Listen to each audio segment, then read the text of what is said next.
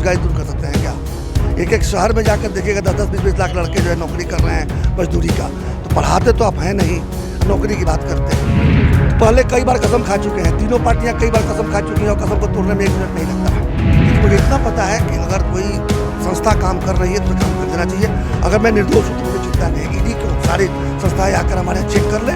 यदि मैं सही हूँ तो मुझे कोई भय नहीं है, और गलत हूँ तो जरूर मुझे सोचना चाहिए। मैं जितनी पार्टियां, मैं एक पार्टी की बात नहीं कर रहा हूँ, बिहार में जितने राजनीतिक दल है कोई अपने जाति का वोट पाकिट में लगे घूम रहा है। आप उस जातियों का मजाक करते हैं जी। आप कहते हैं जाति का इतना % मेरे पाकिट में है। क्या आपको सर्टिफिकेट मिला हुआ है? आपको दे दिया किसी ने कि नहीं हमारी जाति के वोट जाके ट्रांसफर कर दीजिए कहीं पर। असली मुद्दों पर घूमे ना तब मुझे बड़ा अच्छा लगेगा। लेकिन उपेंद्र कुशवाहा का मालिक बन के घूमेंगे, हमारा हिस्सा चाहिए।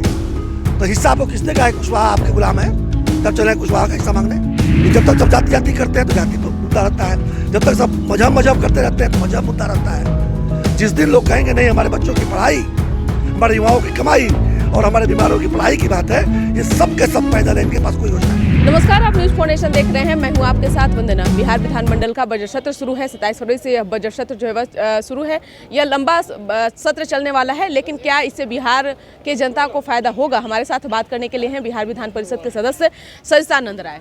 इस बजट से क्या लगता है कि ये जो लंबा देखिए मशीन से निकाला हुआ बजट है। पिछले साल के जो आंकड़े थे उसमें इतना % बढ़ाकर और बस कर दिया गया। इसमें कोई, इसके पीछे कोई चिंतन नहीं है, कोई लक्ष्य नहीं है, बस मशीन से निकाल कर अब पेश कर दिया गया। लेकिन नौकरी पर जो मुहर लगाई गई है, नौकरी करे कि भर भर के दिया जाएगा, भर भर के मिल जाए तो बात करेंगे ना। दिया जाएगा कहने में तो बस सुनते सुनते तो कान पक गए। और नौकरी देकर आप 2-4-5 लाख नौकरी देकर जो है बिहार की बेरोजगारी दूर कर सकते हैं क्या? एक एक शहर में जाकर देखिएगा 10-10, 20-20 लाख लड़के जो है नौकरी कर रहे हैं मजदूरी का। तो पढ़ाते तो आप हैं नहीं, नौकरी की बात करते हैं। तो ये सब चलिए ठीक है, चल रहा है, कब तक चलता है देख रहे हैं। लेकिन शिक्षक अभ्यर्थियों के लिए नीतीश कुमार कहीं ना कहीं खुशखबरी जो है वह पेश किए हैं। कितना है? 5 लाख शिक्षकों की जरूरत है। 5 लाख तो ऊँट के मुंह में जीरा देने से क्या फायदा है? ठीक है, आवे जितना आता उतना आवे, उसका सब स्वागत करते हैं। क्या लगता है कि नौकरी मिलेगी सरकार में? और जिनको नौकरी मिली है वो तो खुश नहीं है, नए लोग पता नहीं खुश हो जाए। अभी जो सरकार और विपक्ष का जो नूरा कुश्ती खेल चल रहा है बीजेपी और महागठबंधन का, उसको कैसे देख रहे हैं? वो कुछ नहीं है जी। बीजेपी वाले बेचारे इंतजार कर रहे हैं कि कब नीतीश जी का आरजेडी से मन भर जाए या फिर हम सरकार में आ जाए। यही चलते रहता है। यहाँ जो भी विपक्ष में रहता है वो सत्ता पक्ष में आने की कवायद में लगा रहता है। लेकिन बीजेपी बार बार यही कह रही है कि नीतीश कुमार के लिए दरवाजे जो है बंद हो चुके हैं। तो पहले कई बार कसम खा चुके हैं, तीनों पार्टियां कई बार कसम खा चुकी हैं और कसम को तोड़ने में 1 मिनट नहीं लगता है। तो यहाँ तो क्या है कि वहाँ से नहीं पटेगा तो यहाँ पटेगा, और यहाँ वाला कहीं आया हुआ वो हमारे पास रसगुल्ला है, आके ले लो। दोनों यही चलते रहता है। कोई रसगुल्ला बांट रहा होता है तो कोई राजभोग बांट रहा होता है। और नीतीश जी देखते हैं कि चलो रसगुल्ला से मन बढ़ गया तो राजभोग का स्वाद ले लिया जाए। यही चलता है। देख रहे हैं हम लोग, बिहार जनता देख रही चीज़ों को। आज जिस तरह से सीबीआई की टीम राबड़ी आवास पहुंची और कहा जा रहा है कि एक एजेंसी के तौर पर सीबीआई काम कर रही है, आप इस बात से सहमत? देखिए मेरा ये मानना है कि देखिए मेरे यहाँ भी ईडी का रेड हुआ था। अब क्यों हुआ था मुझे नहीं पता, लेकिन मुझे इतना पता है कि अगर कोई संस्था काम कर रही है तो उसे काम कर देना चाहिए। अगर मैं निर्दोष हूँ तो मुझे चिंता नहीं है। ईडी क्यों सारी संस्थाएं आकर हमारे यहाँ चेक कर ले। यदि मैं सही हूँ तो मुझे कोई भय नहीं है, और गलत हूँ तो जरूर मुझे सोचना चाहिए। तो आपसे सीख लेनी चाहिए आरजेडी को। मैं किसी को सिखाने की कोशिश नहीं कर रहा हूँ, मैं अपनी बात कर रहा हूँ कि मेरे लिए सब वेलकम है। ईडी आए, सीबीआई आए, जो संस्थाएँ हैं, अगर वो आती हैं कहीं से भी लगता है कि नहीं मैं गलत हूँ तो आकर जाँच कर ले। यदि गलती पाएगी तो मैं ठीक करूँगा, और ठीक हूँ तो मुझे भय नहीं है। लेकिन जिस तरह से आरजेडी कह रहा है कि तोता के तौर पे है सीबीआई काम, मैं नहीं मानता इस बात को। इस तरह से आरोप लगाने, मैं नहीं मानता। सारी संस्थाओं को इस तरह से तोता और मैना बनाते फिरेंगे तो फिर देश चलेगा कैसे? राबड़ी देवी हो या फिर तेजस्वी यादव हों, उन्होंने कहा कि 2024 का लोकसभा चुनाव है, इस कारण से जो है भय दिखाया जा रहा है। मैं ऐसा नहीं मानता। मैं फिर कह रहा हूँ कि अगर मेरे दाढ़ी में तिनका नहीं है तो मैं चोर नहीं हूँ। हमारे पास बताया ना ईडी एक दिन मेरे घर पर और मेरे दफ्तर में दोनों जगह हुआ, और मेरे बेटों ने फेस किया और सारा पंचनामा बन के गया। अब मैं यहाँ बैठकर अपने क्षेत्र में काम कर रहा हूँ, मुझे कोई चिंता ही नहीं है, क्योंकि मुझे पता है कि कितना भी खोदोगे कुछ नहीं मिलने वाला है। तो जब मिलने वाला नहीं है तो मैं निश्चिंत हूँ।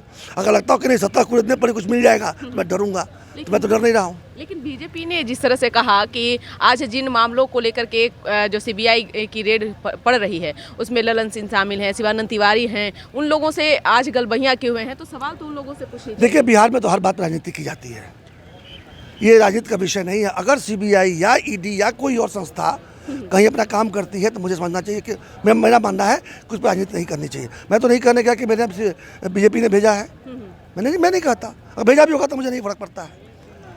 अगर कोई संस्था नहीं, डरने वाली बातें नहीं है। अगर मैं निर्दोष हूँ तो मुझे डरना नहीं है, और दोषी हूँ तो हर समय डरना है।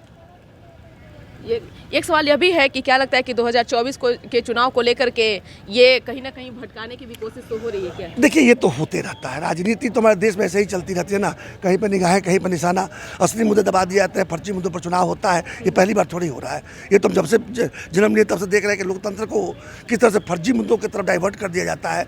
कहीं जाति है तो कहीं मजहब है, तो कहीं हिंदुस्तान पाकिस्तान है, तो कहीं जंगल राज है, तो कहीं किसी चीज़ का भय है, तो कहीं आरक्षण की बात है, तो कहीं नया जनगणना की बात है। तो ये सब बातें करके असली मुद्दों को दबाकर, जो शिक्षा है वो मुद्दा दबा हुआ है, रोजगार है वो दबा हुआ है, स्वास्थ्य है वो दबा, मैंने पढ़ाई कमाई या दवाई की बात करते हैं लोग, उस पर कोई राजनीति नहीं होती।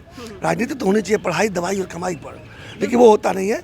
यहाँ पर उन चुक छोड़कर तमिलनाडु का मुद्दा हो, सब फर्जी मुद्दे, मजदूरों के लिए करना कुछ नहीं है, बस फर्जी मुद्दे बनाकर ये करना, झूठ में छाती पीटना है। दोनों, चाहे बीजेपी हो या फिर महागठबंधन, मैं जितनी पार्टियां, मैं एक पार्टी की बात नहीं कर रहा हूँ, बिहार में जितने राजनीतिक दल हैं, कोई अपने जाति का वोट पॉकेट में लेके घूम रहा है। आप उस जातियों का मजाक करते हैं जी। आप कहते हैं जाति का इतना % मेरे पॉकेट में है।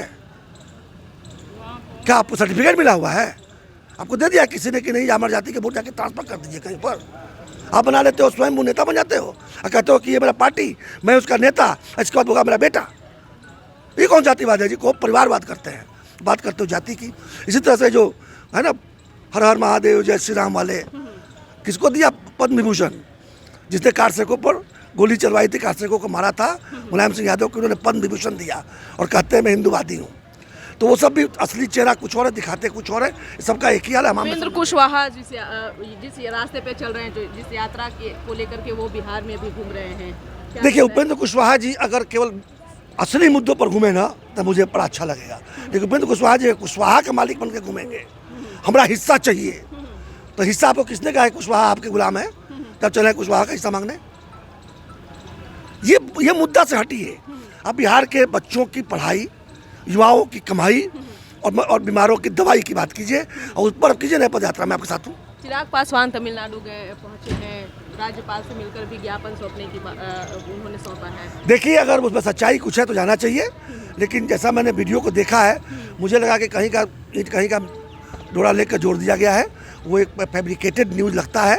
एक आध घटना सत्य हो सकती है उसमें से, लेकिन इस तरह जिस तरह से बनाया गया सनसनीखेज, वैसा कोई मामला मुझे नजर नहीं आता। आप जिस रास्ते पे भी चल रहे हैं, प्रशांत किशोर भी आपका साथ देते नजर आ रहे हैं, तो बिहार में कब आप वो बिगुल जो है वो फूकेंगे? वो तो जब समय आएगा सब फूकेंगे, तो हम भी फूक देंगे। अभी तो हम ज़मीन पर काम कर रहे हैं, समझने की कोशिश कर रहे हैं कि गाँव की क्या स्थिति है, युवाओं की क्या स्थिति है, बच्चों की क्या स्थिति है, महिलाओं की क्या स्थिति है। जितनी योजनाएं बनती हैं, योजनाएं उन तक पहुँचती है कि नहीं पहुँचती हैं।